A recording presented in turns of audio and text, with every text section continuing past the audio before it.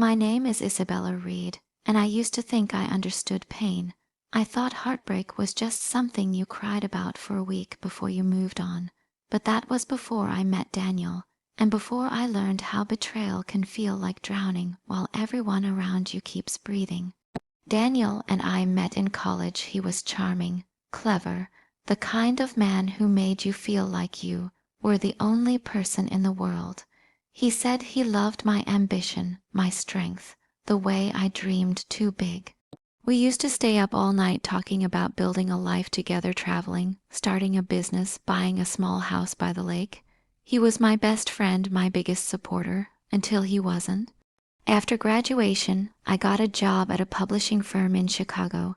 It was my dream role. I worked long hours, poured my soul into it, and Daniel supported me, or so I thought. He told me he was proud of me, that he didn't mind waiting for me when I came home late. But then little things started to shift. He'd complain I was too focused on work, that I was forgetting what mattered. At first, I thought he was just lonely. I tried harder. I planned trips, cooked dinners, even took time off. But the more I gave, the more distant he became. Then one rainy Thursday night, everything broke. I came home early holding a small box, an anniversary gift, our 5-year mark. The apartment was quiet, the lights low. I heard laughter, his voice, and another. When I opened the bedroom door, I didn't need to see faces to know. Her perfume hit first, then the reality. My best friend Maya was lying in my bed. They froze, tangled in guilt, shame, and disbelief. I remember Daniel stuttering, "Isabella, it's not what it looks like." But I just stood there, feeling my world collapse quietly inside me. No screaming, no crying, just a silence so heavy it made the room spin. When he reached for me, I stepped back. I said one thing, just one. "You killed something you can never bring back." I walked out with my keys, my purse, and my heart in pieces. That night, I didn't sleep. I sat by the lake, staring at the reflection of city lights on the water, and made myself a promise. I wouldn't chase revenge in rage. I'd take it in silence, through success, through self-worth, through becoming untouchable. After that night, I moved into a small one-bedroom apartment near the river. It wasn't much, peeling paint, flickering lights, but it was mine. For weeks I lived in a fog. Every sound reminded me of him. Every smell of her perfume made my stomach twist. People tell you healing is beautiful. They lie. Healing is ugly. It's crying on the kitchen floor at 2 a.m. It's rereading old messages you should have deleted. It's convincing yourself that you'll be okay when you can barely breathe.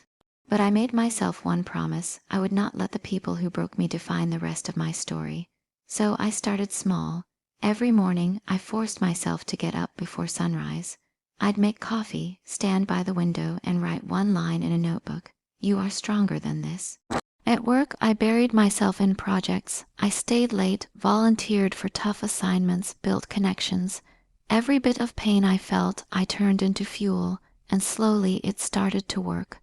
Within a year, I was promoted to senior editor, the youngest in my company's history. People admired my focus, my calm under pressure. They didn't know that calm came from learning to survive chaos. Then one day, fate decided to test me. An email landed in my inbox. It was from a new publishing startup, Reed and Gray Media, seeking collaboration on a book launch. I recognized the name instantly. The CEO was Daniel Gray. Yes, him. He had used his middle name, of course, and apparently our dream, that idea of starting a business together, had become his. And now he was reaching out to me. I laughed. For the first time in months, I laughed so hard I cried. Not from sadness, but from the irony of it all. I accepted the meeting. The day of the meeting, I walked into the glass-walled conference room wearing a black blazer and calm-like armor. Daniel was there, and so was Maya. Her smile faltered when she saw me. He froze, then forced a polite grin. "Isabella," he said softly, "you look different." I smiled. "I am." We sat down, discussed numbers, contracts, marketing strategies. I was professional, poised, detached. Not once did I mention our past, but every calm word I spoke, every confident smile I gave was a quiet knife, slicing through his pride. He tried to make small talk after the meeting. Said he missed our conversations, our connection. I looked at him dead in the eye and said, "You miss the version of me that you destroyed. She's gone." Then I walked out, heels clicking, heartbeat steady, head high. But my revenge wasn't over yet. I wasn't interested in humiliation. I wanted something more powerful, indifference. Over the next few months, I built my own name in the publishing world. My projects went viral, my authors hit best-seller lists.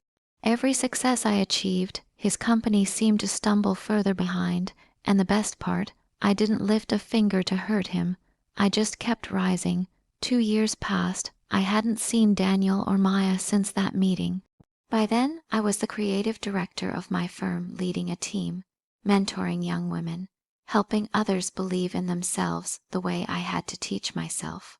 One afternoon, my assistant came into my office looking pale. "Isabella," she said, "someone's here to see you." When I looked up, I couldn't believe it. Daniel stood at the door, looking nothing like the man I remembered. He'd aged, tired eyes, nervous hands. "Can we talk?" he asked quietly. Against my better judgment, I nodded. We went to a small cafe nearby. He told me everything, how his company had failed, how Maya had left him for a business investor, how he'd lost almost everything. He said, "I just wanted to tell you that I'm sorry. You didn't deserve what I did. I ruined the best thing in my life." I listened in silence. Once, those words would have healed me. Now they meant nothing. I looked at him, calm but firm. "Daniel," I said softly, "you didn't ruin the best thing in your life. You gave it away, and I'm grateful you did."